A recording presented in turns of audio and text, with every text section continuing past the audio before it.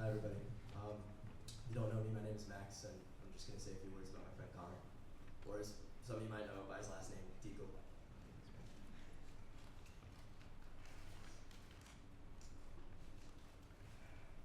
I can't believe this time has come. I mean, I always knew it would, but the fact that these 3 school years have flown by is unbelievable. But the stuff we were able to pack into these years is also kind of unbelievable. There's a difficulty in giving this speech today because it's not just a goodbye to a Resos senior with a buttery bass voice who enjoys throwing a disc as much as he loves to sing, but it's also a send-off to a great friend who has shaped who I've become these last few years. To fully capture how much you mean to me, I have to talk about the first conversation we had, which is one I think about frequently. During the second round of Reso auditions, I was quite nervous because I started to understand just how many people were auditioning and competing to get into this group. So with that pressure and my general social awkwardness, I was totally planning to just wait for my name to get called, sitting down in the corner of the lounge in Lawrence. But then you saw me looking around, and having just practiced home again together with the people who would eventually become our bass brothers, you signaled me to sit down with you. We then had what my brain would deem the fastest conversation I ever had with a person, where you were like, "Hey, what's up, man? You're Max, right? I'm Connor. Are you a freshman?" And I was like, "Yeah." And you were like, "Oh, cool, man. I'm a sophomore. Do you know what DegreeWorks is?" You then explained to me how to use DegreeWorks, told me a bit about yourself, and then gave me your number if you ever wanted to talk again. This random short gesture of kindness is what made me hope that not only I would get into this group, but that we would get into this group together and could talk more and become better friends. I don't know what would have happened if one of us got in and the other didn't. That would be crazy. I think that first conversation was very indicative of our dynamic the first few semesters, and also characteristic of who you are as a person. And I think many Resos and Frisbee teammates can agree. You carry a very confident presence, almost like you always know what to say and what to do, even if you're just pulling it out of your ass. And that's something I admire about you a lot, even to this day. We've become even closer practicing bass parts together, goofing around, singing our part wherever on campus, no matter who was watching, finding new ways to get sass points. Well, that was more you than me, but yeah. And especially just driving around in your Subaru.